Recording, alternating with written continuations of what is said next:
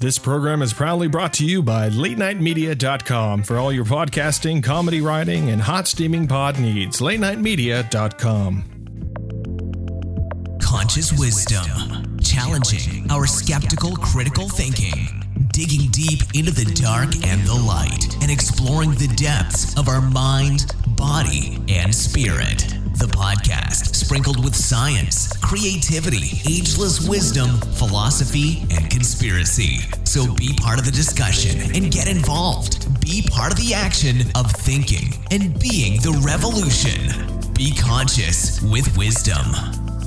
Conscious wisdom, challenging our skeptical, critical thinking.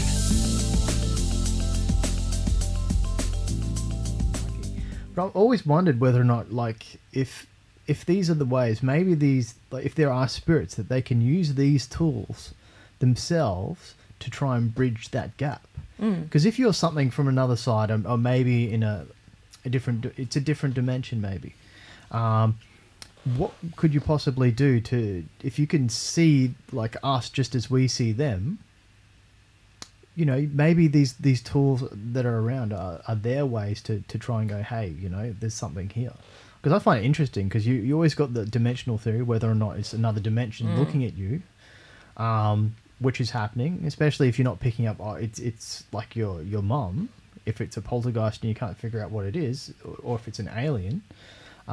It's kind of like, I find it fascinating that it could be either of these cases. Have you come across a case where it could be like aliens or something like that? Yes, lots of different cases. I was going to say about shadow beings. Shadow beings I've definitely read about seem to these be... beings. I mean, I've experienced them. I've lived in a haunted house for a couple of years, and I had poltergeist activity, I had active replays, plus residual, plus shadow beings. So every night I'd wake up in the middle of the night, and there was the stereotyped shadow being, which is it's a male figure with like a hat, like almost like a top hat. Why do they wear a at top the hat? door? Well, this is what you think. Is it something like the Men in Black, or is it what these beings, these dimensional beings, because they do seem to be from a different dimension, and they're only ever seen in shadow. So even if there was a bright light shining on them, which I have seen, you just see the shadow that they're showing. So what is that? Is that because we're looking through another dimension? Is that the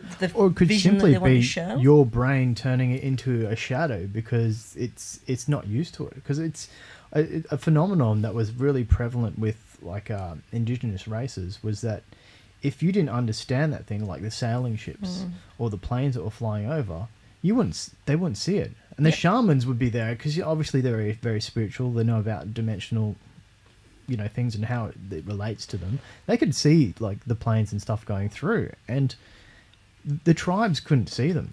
And what they had to do is they'd have to go like, look, it's there, like point it at the ship and then draw it for them, and it would be there. Just wouldn't, their brain would just go, no, it's and not there. that's why people And then- don't see ghosts or aliens Well, this or whatever. this is another technique, I think, as well. Why it's the case where if you have a hypnotist can go in and make you just not see things. The greatest example was a guy called Darren Brown, and he's good, fantastic. He's fantastic. Although, you know, he's one of those guys who tries to dismiss all this phenomena and just say it's just all, you know, mental.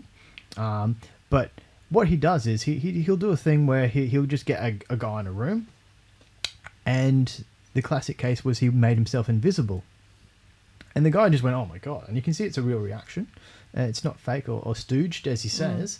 And what he does is he picks up a doll and just starts moving it, and the guy's mind's blown. Yep. He's just I've seeing seen this that one. moving It's a doll. good- So it's prevalent. You can see how in the psyche, how our brains just make stuff not exist. And that's why people might see an angel next to the Well, bed, or that's they true. might see a grandmother Then or would a it be lost that's one. how they're interpreting Yep, it that's as well? exactly what Well, they're doing. I think that's the case because in the movie Contact, even when at the end, if I'm spoiling it for people, if you haven't, I'm sorry, just stop listening for 2 seconds. You know, they present themselves as what the person wanted to see. But I find it this fascinating sort of field, because if we can be hypnotized to not see stuff, well, then obviously we can hypnotize ourselves by our beliefs to not see things. Or condition ourselves to see things as Exactly. well. So So- if we have a belief in ghosts or angels, then we're much more likely to see them So or imagine it. We get stuck in the point of it not being a real phenomenon, or it's about stuff, or we're just totally deluding ourselves to the degree where we're seeing these things, but our mind's just making us not see them. I was in a situation where a group of us did see something, but one couple of the group just adamantly denied that it did exist, and they never saw it. Were they And it never scared to see affected- it? Did they just well, not want to see it? They do you just think? refused to accept that it happened. So that's, you mentioned the skeptic on your Diamantina investigation, Yes. who saw something. So here was a person that was surrounded by people that believed it, and maybe on that night, this is what I still want to pursue. On that night, surrounded by people as a group, they might have been able to create something that he saw. Whereas The thought pattern. Whereas by himself, have you ever met just stone skeptics? Yes. Just, Yes. Okay. Many. Yep. Away from believers that were Yeah. able to do it. Okay, that's. So that was interesting. that was a case. We should just tell them about that, because that was a really interesting case that we did, wasn't it? We do sometimes do public investigations. And So what does that mean? Well, that's what's the where we difference? allow people to come along and learn how to do Mm. ghost hunting Oh, 101, and they basically. sit there and they scream the we whole take time. them. Yeah, we take them. We love it when the skeptics scream, and we got a male skeptic screaming, which is That is just fantastic. That, to me, I do not is condone the making epitome old of men ghost pee, hunting. but hey, you can see the humour in that. I've got one that's quite humorous, but it's just really quick. Yeah. We were doing a tour. This is outside without Gemma and a few other people. Yeah. We were doing an investigation tour, showing people about the K2 meters and everything like that. And I said, okay, so all the lights are off, real old-fashioned house. Walked in, and I said to him, if you feel anything, get anything, take a picture, see if you can see what it is or get any information. So this lady, I'm right into it, she says, and her husband, oh yeah, And they walk in, and she's going through, and all of a sudden she sees something, takes a picture, scares herself crapless, knocks her husband over, runs out the door. I'm going, oh my God, hang on, there's other people about to come in, so I've gone and turned the lights on. And he's lying on the ground, I'm helping him up, and we walk. He's in fetal position. Walking him out, and then he's gone off to grab her, and they've come back, and I said, I've worked out what it is. And she goes, what is it? She said, where's the ghost? I seen a ghost. She said, I seen this figure, it looked at me, I looked at it, I scared myself, ran over my husband. I said, there's a huge big mirror right there. She'd seen herself in the mirror, took the pictures, jumped up and knocked him over and ran out. She must have been frightening. Oh my God. That is a good one. I like that one. Yeah, That's so good. you've got. I mean, that's why we can talk about the tools, but that's what we use. We use some tools, scientific ways of verifying. Multiple witnesses are always a very good verification as well, but we use scientific tools to make recordings. What are the tools? What have we got in front of us here? This other one. Well, the best tools, I think, still are pen and paper and as many people to witness something as possible, so you can have Okay. verification. But again, like Steve said, you can all get into this mindset that you're all believing that you're seeing something, because if one person says it, especially amongst children, oh, I see something, oh yeah, I see it too, and they might not be, but they'll believe that they're seeing it. We use things, you've probably seen these on the ghost hunting things, called K2 meters. Now this is That another looks like it's from Ghostbusters. Yes, I like this. I have my little ghosts on because Okay. we're always Nice. working in the dark, and these glow in the dark, so it's how I Okay. find my equipment again when I leave it all Okay, around the nice. houses and places. But this is commonly used for communication. So again, it's the same as the EMF meter, but all it does is it flashes when you have high levels. So this is over 20 milligauss, and what you want is you can use it to tell or ask any sort of spirits to pass their energy, which is what they have, to pass their energy near this, their electrical energy, and we can use it as a yes and no device. So you can ask them to pass their energy twice for a yes and once for a no. And so Okay, we can wow. ask, what we do is we, in sort of seance situations, we communicate. We use that one with the real numbers to verify that it's actually happening. And these are both EMF. Yeah, like these are readings. both EMF Okay, cool. meters. They're measuring the same thing. So what we do is we use that to say yes and no. And you see this in all the ghost hunting shows. They use these all the time. Because it has pretty lights. But what you do is the easy way to fake this which is what they all do, is you get somebody to send you a text message and you have your mobile phone near you and this will light up. And so that's how they do it on the shows. They fake it all. Tricky. So one of the prerequisites that we have is that nobody carries a mobile phone that makes sense, while because- you're doing an investigation. So they must be all off.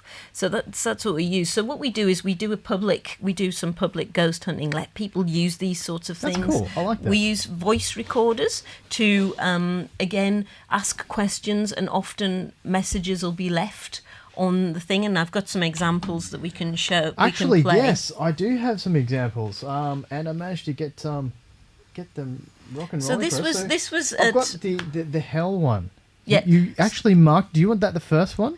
if you want. So what we do, Which one do we'll you just give you some background first. So this is at Boggo Road Jail. This is a 19th century prison that is not being used now. It was only decommissioned in 1991 or 92. I think everyone in Brisbane knows the Boggo Road Jail. Yes, Yeah.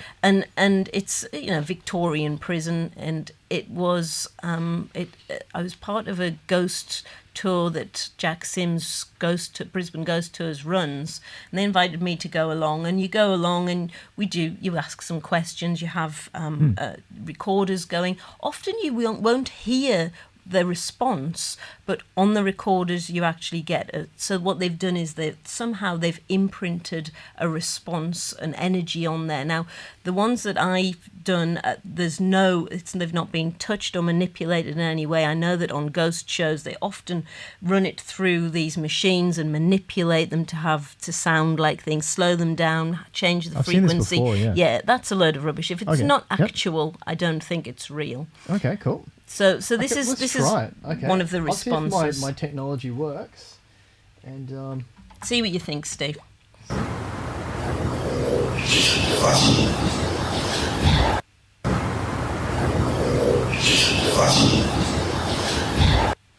okay. What does that sound like? No, it was silent. We were sitting in silent rooms at the time. There was nothing, and I had two recorders, and both that was picked up twice. I mean, this is things where you've got to be able to interpret it. What do you think it sounded like being there? Sounds like a human voice, but I won't It venture to did. guess. It sounded like something like you're going to hell or something. It sounded like that. someone was eating something and then trying to talk at the same time, and you go, Such. I'm going to play this again. This was in a silent room. Nobody was in there at the time. This was a recorder left there. Let's just try this again for everyone at home. Check this out.